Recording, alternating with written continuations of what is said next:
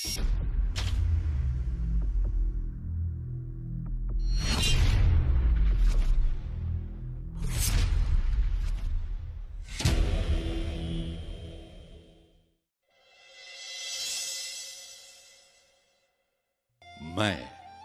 हवा हूं।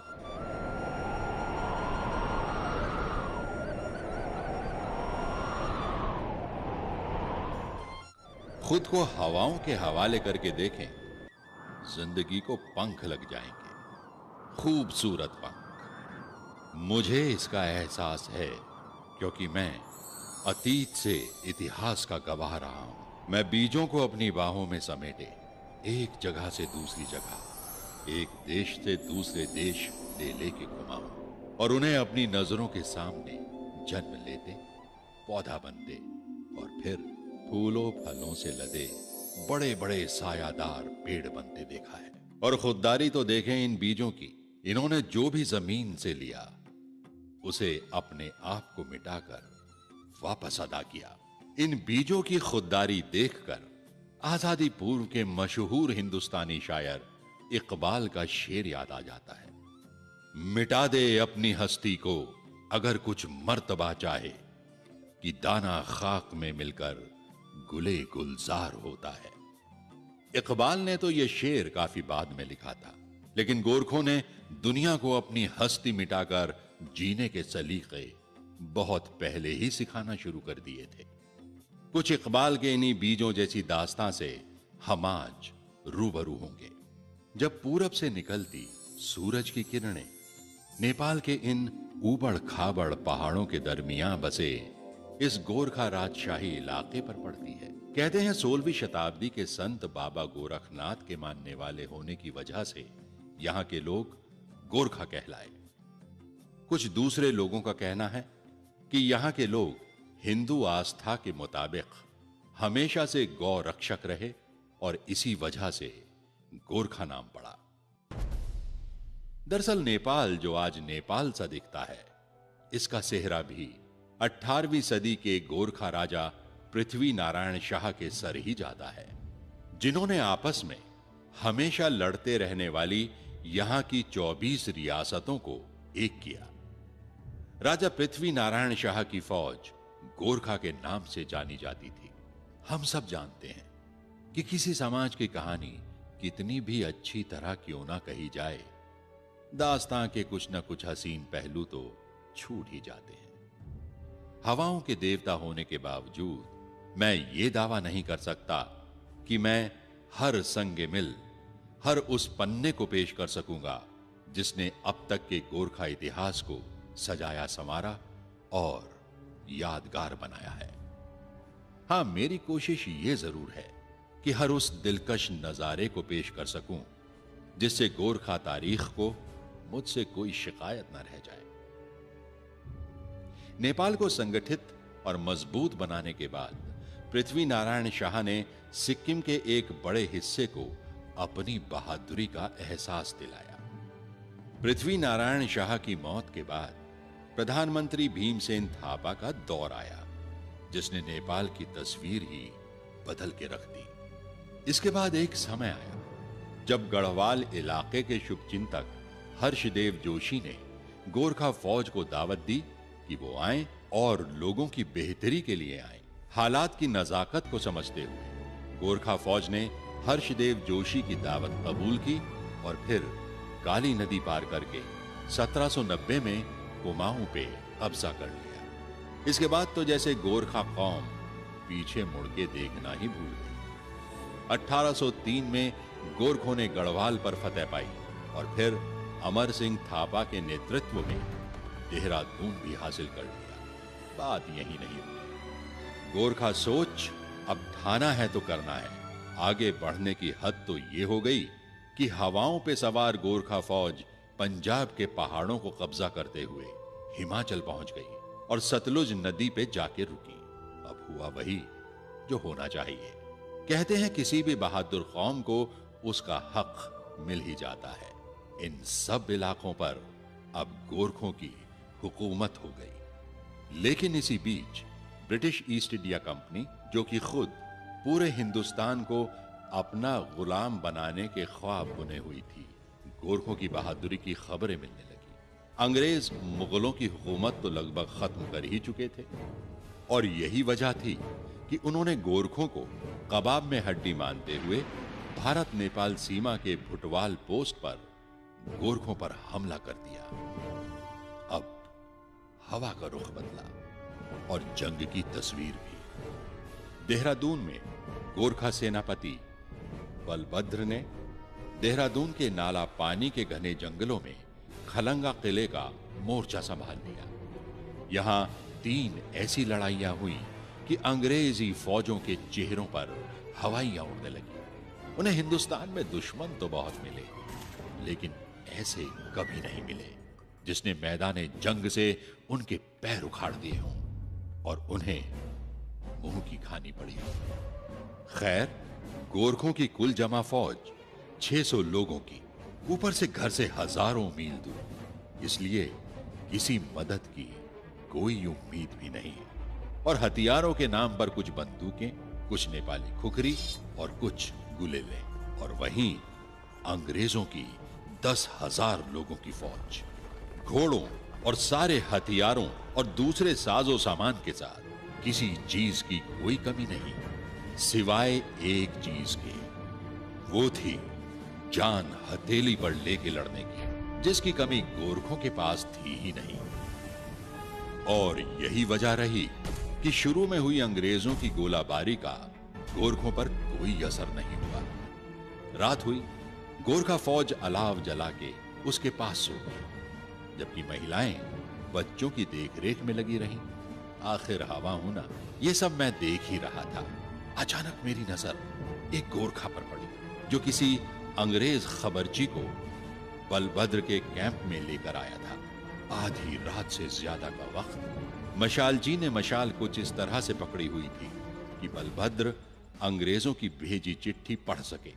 चिट्ठी पढ़ते पढ़ते बलभद्र के चेहरे का रंग बदलने लगा, कुछ ऐसा रंग कि जैसे कह रहा हो, तुम्हारी ये जुर्रत।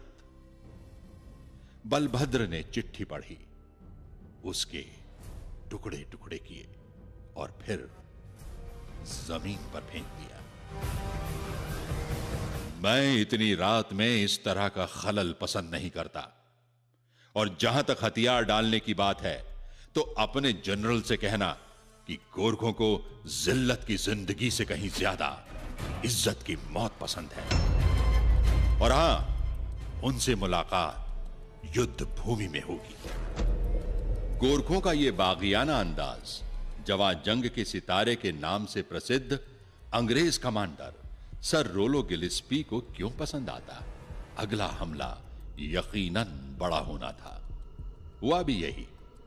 चारों तरफ से एक साथ गोरखा फौज पर हमला करने की तैयारी शुरू हो गई। इधर गोरखों को भी खबर लगी तो उन्होंने पहले ही अंग्रेजों पर हमला कर दिया। गोरखा के गोरिल्ला हमले और आसमानों को चीरते हुए नारे, जय महाकाली, आयो गोरखाली, ने अंग्रेजों को संभलने का मौका ही नहीं दिया। गोरखा खुखरी कुछ यूं चलाते जैसे पेड़ों के पत्ते काटने का काम चल रहा हो। गोरखों के बेखौफ हमले ही अंग्रेज फौज को तितर बितर करने के लिए काफी थे। ऊपर से मरते साथियों को देख अंग्रेज फौजी भागने लगे। अपने ही फौजी भागते देख जनरल गिलेस्पी का पारा 7वें आसमान पर। एक तो ऐसे हमले की उम्मीद नहीं, और फिर फौज की यह बुजदिली, यूं दुम दबा के भागना। जनरल गिलेस्पी ने बंदूक अपने फौजियों पर ही तान दी और फिर बंदूक के सहारे अपनी भागती फौज को रोका और फौरन गोरखों पर पीछे से सीढ़ियां लगा के हमला करने का हुक्म दिया। ये वो जगह थी जहां गोरखा फौज से नहीं बल्कि महिलाओं से उनका सामना हुआ, वो भी कम नहीं। आखिर गोरखों की बेटियां ठहरी, बस अपने बच्चों को अपनी पीठ पीछे बांधा और ऊपर से बड़े बड़े पत्थर फेंकने शुरू कर दिए। गोरखा महिलाओं का यह कदम एक भागती हुई फौज के दोबारा बहादुरी साबित करने की कोशिश के ऊपर भारी पड़ा। अपनी फौज की बुजदिली देखकर गिलिस्पी एक हाथ में तलवार और एक हाथ में पिस्तौल लिए आगे आया, लेकिन तभी बंदूक की एक गोली उसका सर पार कर गई। सिर्फ 60 गज की दूरी पर से चलाई गई गोली गिलिस्पी को धाराशाही करने के लिए काफी थी। अब इसके बाद तो गोलाबारी बंद होनी ही थी। अंग्रेज उल्टे पांव वापस हुए और गोरखा उन्हें देखते रहे। फिर 1 महीने बाद अंग्रेजों की नई फौज नए साजो सामान और हजारों फौजियों के साथ हाजिर हुई। तोप गोला गाड़ी खींचते, हाथियों के झुंड, उनके फौजी झंडे पतझड़ की तेज मौसमी हवाओं में मानो उनकी बहादुरी की कोई नई दास्तां बयां कर रहे। अंग्रेज खलंगा पहाड़ी की तरफ बढ़ रहे थे। उन्होंने अपनी तोपें लगा दी और शुरू हुआ सिलसिला सुबह शाम खलंगा पर गोली बरसाने का। हां, इस बीच उन्होंने अंग्रेजी चाल चली और खलंगा की पानी सप्लाई का पता कर लिया। फिर क्या, पानी सप्लाई गोरखों तक पहुंचने से रोक दी गई। 3 दिनों तक तो गोरखों के पास अपना पानी था, उससे काम चला, लेकिन फिर बिना पानी और लगातार गोलाबारी ने गोरखों को पस्त किया। बहुत से गोरखा मारे गए। तीसरे दिन बलभद्र और 70 दूसरे लोगों ने खलंगा का दरवाजा खोल दिया। गोरखों को अचानक सामने देखकर अंग्रेजों ने गोलाबारी बंद कर दी। बलभद्र ने ऐलान किया कि वो हारे नहीं हैं, अब अपनी मर्जी से लड़ाई से जा रहे हैं। किसी ने कोई गोली नहीं चलाई। गोरखा चलते चले गए और अंग्रेज फौजी देखते रहे। बलभद्र और उनके आदमी पैदल नीचे पहुंचे, सागर ताल नाम के पानी के स्रोत के पास। वहां सबने कई रोज की प्यास बुझाई, पानी भरा और फिर हिमाचल में अमर सिंह थापा की फौज में शामिल होने गए। बाद में रणजीत सिंह की फौज में शामिल होकर अंग्रेजों के खिलाफ अफगानिस्तान में फिर लड़े। अंग्रेजों ने खलंगा को नेस्ता नाबूद कर दिया। आज एक बड़ी जंग की निशानियां समेटे चट्टाने और तोप गोले से गिरे पत्थर ही गोरखों की बहादुरी की दास्तानें बयां करते हैं। गोरखों ने अंग्रेजों का एक बेहतर फौज होने का गोमान तोड़ दिया था। गोरखों का यह नारा कि कायर हुनु भंदा मरनु रामरो, या कायरता की जिंदगी से मौत बेहतर है, अंग्रेजों की एक खास बात थी कि वो सच्चाई का सामना करने और हक की बात मानने से गुरेज नहीं करते थे। और यही वजह है उन्होंने सरेआम गोरखों की जज्बाए सरफरोशी, खुददारी और बहादुरी को कबूल किया और उसे इज्जत बख्शी। ये जंग खलंगा ही थी जिसने गोरखा के एक शेर दिल बहादुर और जंगजू कौम होने के किस्से को आम किया। और तो और गोरखों की खुखरी के अजीबो गरीब हथियार होने की दास्तानें भी सारी दुनिया में फैल गई। और आज भी पत्थरों की ये 2 स्मृति शिलाएं, एक सर रोलो गिलिस्पी और दूसरा बहादुर दुश्मन बलभद्र और उसकी फौज के नाम, इसी बात की गवाही देते हैं। और हां, यह दुनिया की अकेली स्मृति शिला है जिसे बर्तानिया ने अपने दुश्मन की इज्जत और बहादुरी में बनवाया है। अंग्रेजों से गोरखों का अगला मुकाबला हिमाचल प्रदेश में जनरल अमर सिंह थापा से हुआ। गोरखों की आखिरी घेराबंदी सबाथू के नजदीक मलाऊ में थी। यहां भी कुछ वैसा ही हुआ कि दोनों में से कोई फतह याब नहीं हुआ और गोरखों की बहादुरी का लोहा मानते हुए अंग्रेजों ने गोरखा फौज का बाइज्जत अपने बुलंद फौजी झंडों के साथ नेपाल वापस जाने का करार किया। गोरखों और अंग्रेजों के करारनामे के वक्त तक गोरखों की गढ़वाल में 12, सिक्किम में 33 और कुमाऊं में 25 की हुकूमत हो चुकी थी। गोरखा रियासत सतलुज से तिस्ता तक फैली हुई थी। सगौली करारनामे के बाद गोरखों के जीते हुए 105,000 किलोमीटर के हर इंच का हकदार अंग्रेजों को बनाया गया।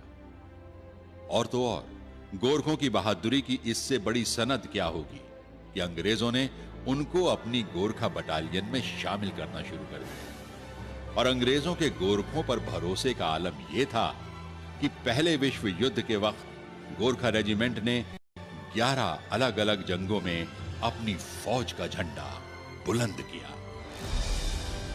प्रथम विश्व युद्ध में करीब 2 लाख गोरखों ने फ्रांस, टर्की, मेसोपोटामिया और फिलिस्तीन में हिस्सा लिया और एक खास टुकड़ी के साथ लॉरेंस ऑफ अरेबिया का भी पूरा साथ दिया और मौजूदा इराक और सऊदी अरेबिया के इलाके में भी अपनी बहादुरी का कारनामा दिखाया। और दूसरे विश्व युद्ध में तो पहले विश्व युद्ध से भी ज्यादा तादाद में, यानी कि तकरीबन 2.5 लाख गोरखों ने सीरिया, नॉर्थ अफ्रीका, मौजूदा लीबिया, मोरक्को, ट्यूनीशिया, मिस्र और ग्रीस में जंगजू रहे और जापान के खिलाफ बर्मा, हिंदुस्तान के नॉर्थ ईस्ट, मलाया और सिंगापुर में भी अपनी महारत का लोहा मनवाया। हालांकि इनमें से गोरखों के 32,000 साथी मारे गए, लेकिन उनकी बहादुरी का अंदाजा इस बात से लगाया जा सकता है कि इस जंग में 2,734 बहादुरी के पदक भी उन्होंने हासिल किए। और जब हिंदुस्तान आजाद हुआ तो अंग्रेज तब तक हिंदुस्तान में काम करने वाली 11 गोरखा रेजिमेंट में से 4, 2, 6, 7 और 10 गोरखा रेजिमेंट्स को अपने साथ ही ले गए। ये गोरखा ब्रिटिश फौज में सेवा करते रहे और फिर उन्हें बर्तानिया का भी नागरिक बना दिया गया। और बाकी सारी रेजिमेंट्स 1st, 3rd, 4, 5, 8, 9 और 11 गोरखा रेजिमेंट्स हिंदुस्तान फौज में ही अपनी बहादुरी की दास्तानें लिखती रहीं और आज भी इन्हें खास इज्जत की नजर से देखा जाता है। आज इनकी तादाद लगभग 50,000 सिपाहियों की है और अभी पिछली 15 अगस्त को जिन 7 फौजियों को अपनी जान की परवाह किए बिना देश की सेवा करने के लिए बहादुरी के पदकों से नवाजा गया, उनमें से 4, जी हां 7 में से 4 गोरखा राइफल्स के ही हैं। गोरखों की इस खुद से पहली जिम्मेदारी, या यूं कहें कि जान हथेली पर रखकर अपनी जिम्मेदारी को अंजाम देने की फितरत को सारी दुनिया ने माना है। 1911 में गोरखा ही थे जब ब्रिटिश फौज ने किसी फौजी को बहादुरी का मेडल दिया था। दरअसल कुल 16 विक्टोरिया क्रॉस जो नेटिव सोल्जर्स को दिए गए, उनमें 13 गोरखों को मिले जिन्होंने नमक का हक अदा करने के लिए अपनी जान निछावर कर दी थी। आजादी के बाद भारत माता की सेवा में भी गोरखों की बहादुरी के कारनामे अक्सर दास्तानों के आसमानों पे सितारों की तरह जगमगाते रहे हैं। 1952 में नायक नर बहादुर थापा को देश का पहला फर्स्ट क्लास अशोक चक्र दिया गया, जो कि शांति के दौर का परमवीर चक्र कहलाता है। मेजर धन सिंह थापा को 1962 की जंग में परमवीर चक्र से नवाजा गया। उनकी सूची खासी लंबी है, जिन्हें महावीर चक्र, वीर चक्र, कीर्ति चक्र, शौर्य चक्र से नवाजा गया। आजादी के बाद पहली बार 2 गोरखा अफसरों ने तरक्कियों की सारी पुरानी हदों को पार करते हुए लेफ्टिनेंट जनरल के ओहदे पर पहुंचने में कामयाबी हासिल की। ये हैं लेफ्टिनेंट जनरल शक्ति गुरुंग, पीवीएसएम, यूवाईएसएम, एवीएसएम, वीएसएम, जो कि बाद में सेना सचिव के ओहदे से सेवानिवृत्त हुए, और लेफ्टिनेंट जनरल राम सिंह प्रधान, एवीएसएम, एसएम, वीएसएम, दूसरे और गोरखा अफसर हैं जो कि इस आला मुकाम पर पहुंचे। और हमारे लिए फख्र की बात यह है कि आज का ये खूबसूरत गोरखा द्विशताब्दी महोत्सव भी इन्हीं 2 अफसरों की कोशिशों का नतीजा है। ये गोरखों की वफादारी और बहादुरी ही है कि जो उनके सीनों की खूबसूरती देश की सेना के नवाजे सैकड़ों मेडल्स ने बढ़ाई है। गोरखों की बहादुरी ही है जिसने हिंदुस्तानियों के दिलों पर ही नहीं बल्कि शायरी के कलाम पर भी कब्जा किया है और उन्हें ऐ मेरे वतन के लोगों जैसे मशहूर नज्म में भी मुकाम दिया। गोरखे नमक का कर्ज कभी न भूलने वाली कौम है। यही वजह है कि उनकी बहादुरी की दास्तानें हिंदुस्तान की हर जंग और यहां तक कि दहशत के खिलाफ जंग में भी मिल जाती हैं। हालांकि गोरखों के फौजी कारनामों की वजह से उन्हें सीमित कर दिया गया, और वो ये कि गोरखे सिर्फ अच्छे फौजी या फिर गार्ड ही हो सकते हैं। इस सोच ने गोरखों की सलाहियतों पर पर्दा डाल दिया।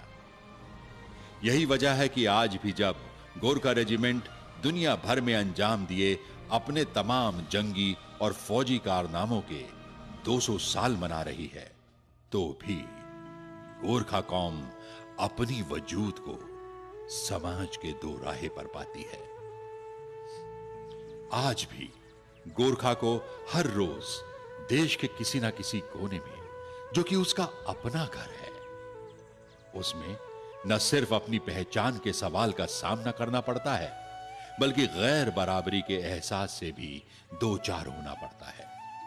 और आज भी गोरखों को समाज की मुख्य धारा में लाने के लिए खासी कोशिश करनी पड़ती है। एक बहुत आम सोच यह भी है कि गोरखे नेपाली हैं क्योंकि उनकी जबान, तहजीब और साहित्य नेपाली है। इसी वजह से गोरखों के वजूद पर ही सवालिया निशान लगे रहते हैं, जबकि नेपाली जबान हिंदुस्तान की कई राष्ट्रीय भाषाओं में से एक है और नेपाली बोलने वाले गोरखे भी वैसे ही हिंदुस्तानी हैं जैसे कि हिंदुस्तानी बंगाली बोलने वाले बांग्लादेशी नहीं, और उर्दू बोलने वाले पाकिस्तानी नहीं, और तमिल बोलने वाले श्रीलंकन नहीं हैं। गोरखे खालिस हिंदुस्तानी हैं।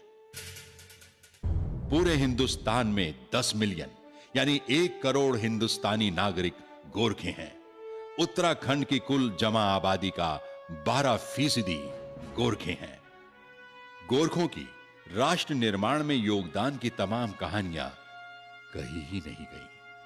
हजारों गोरखे देश के हर कोने में चाय के बागानों में, कुनेन की खेती, तेल के कुएं, कोयले की खानों में काम करते मिल जाएंगे। ना कोई जात पात की बहस, ना ही किसी तरह का झगड़ा लड़ाइयां, बस सादा जिंदगी और ऐसी मेहनतकश कि अपने आप में एक किस्म की पहाड़ी फौज का वजूद रहता है, और आज भी वजूद के उसी पुराने पायदान पर है जिस पर हिंदुस्तान की बढ़ती जीडीपी का कोई असर नहीं।